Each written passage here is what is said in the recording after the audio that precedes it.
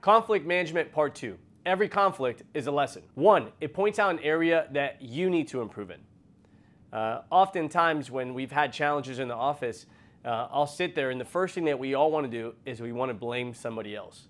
We're upset with that person, we're disappointed with that person, we're angry at that person. But if you started with yourself and you ask yourself, what could I have done to prevent this, right? What could I have done to avoid this? What was my role in this? What was my responsibility in this? How could I have done that better, right? It points out an area that you need to improve. Point number 2, it points out an area the team needs to improve in. Where do you need to develop your leaders better? Or your salespeople, or your managers, or your agents, or your staff, whatever business or nonprofit you're running or team that you're running. Where does the team need to get better in? That's such a great area. Don't look at that as a negative thing. Look at that as a positive thing. What would happen to your business if you started looking at challenges with a different perspective, right? There's that great quote that says, when you change the way you see things, the things you see change. And so if you looked at every challenge and say, wow, this is an opportunity for our guys to get better, our team to get better, our leaders to get better, our family to get better, our relationship to get better, right? Then you're excited about coming up with the solution. Point number 3, it points out an area where there isn't a defined standard, protocol, or solution. It just you haven't come up with it yet. You haven't created that rule or that code or that standard or that system. Or 2, it exists, but it's not being practiced or implemented. See, oftentimes when you're starting something, you're just excited. And then you run into challenge. And what we typically do when we run into challenge, we deal with that challenge. And we just want to put that fire out. And then we move on. We don't understand that that challenge is going to come again in the future. We're going to face that obstacle. Maybe a new person's going to get started and they don't know that, so they're going to recreate that issue or mistake. And so every single problem that you experience is an opportunity for you to create a code of conduct, for you to create a system, for you to create protocols, for you to create standards, for you to create expectations on how to deal with these things. Or maybe you already have this. Maybe you have a code of honor for your business. Maybe you have certain rules. Maybe are they the right ones? You know, sometimes you can just say, hey, we're gonna implement these rules because that's what was there. That's a form of laziness. You have to have the energy to go back and assess and say, is this still relevant? Is this still current?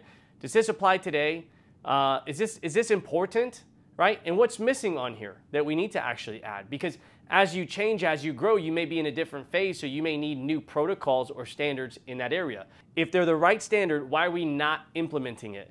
Is it because it takes additional time? Is it because you don't have the support necessary to implement it? Is it because there's no recognition system or encouragement system or no praise system that you have of being able to say, hey, great job to such and such? Are you not praising it? Are you not recognizing it? What's stopping you from implementing it? Are you not taking time to inventory what's going on and then reinforcing that? So do you not have a system for training people on those standards or protocols or rules that you have for your business or expectations that you have for your family or your kids, right? Oftentimes I'm referring to business because that's where I use a lot of these things, but the same things that I use in my business, I use in my family. So if there's an issue with my wife, I'll say, hey, babe, well, how could we handle this better next time? Great, let's come up with a system for that. Okay, next time I'll do this. And it's a form of a question. Hey, here's what I'd like to ask of you, right? But I always start with myself first, and we'll talk about that here in a second. So is there a standard? Is there an expectation? Or is it just not being implemented? Number 4, it creates a dialogue if you're a solution-oriented leader. And one thing that you'll learn through relationships, okay, breakup, makeup, right? Making up is always great, okay? One thing you're gonna learn in relationships is that after there's a problem, let's say you've gotten into a fight with a friend. I remember in 7th grade, you know, there's one of the guys, he did some stuff he shouldn't have done, and he's like, he pushed me. I said, I'm gonna, you know what I'm gonna do to you right now.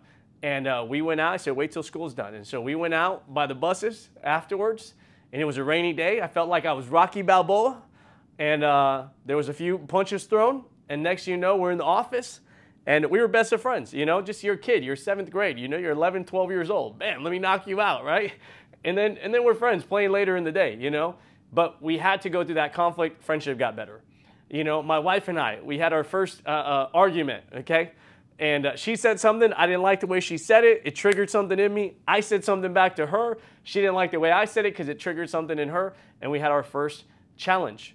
And it was a great challenge, and overcoming that challenge was great, okay? It builds a relationship. It bonds you.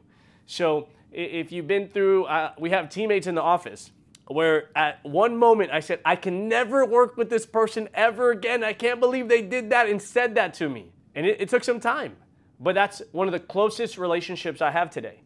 3, 4 closest relationships I have in our business, all of us have had some challenges together, and because we've navigated those conversations, it bonded the relationship. So understand, if you're a leader that is open to communication, people are gonna feel that they can share that with you, and you're not gonna beat them up or punish them or take it out on them. You're gonna say, hey, okay, well, let's deal with it. Let's figure out how to get better. That's gonna create some long-lasting relationships. Number 5, it's a teaching moment, right? Problems are teaching moments. Conflict is a teaching moment if you are the person that's looking at it from a lens of how do we get better.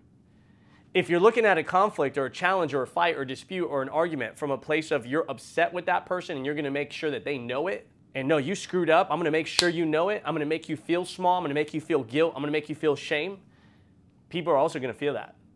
Now, typically when you feel that, because I've responded that way in the past as well, where I beat somebody up, not physically, but verbally, not cussing them out, but man, what's wrong with you, I had to learn how to be a manager. I had to learn how to be a coach. I had to learn how to be a mentor. And so you never want to use shame or guilt as a reason to help somebody change. If anything, you want to pull them up. You want to inspire them, right? You want to encourage them. And you want to use that conflict as a point of saying, great, here's a teaching lesson. Let's get better. I'm excited. We're going to get to the next version of you. We're going to find the next version of you. You're going to improve. This is exciting. Now, you may not start that way because you may be frustrated, but end that way. Always end on a positive note. And point number 6, if you're in business or coaching or running a team of any sort, it could be a staffing issue that's gone unmet that you need to fill. Okay, that could be one.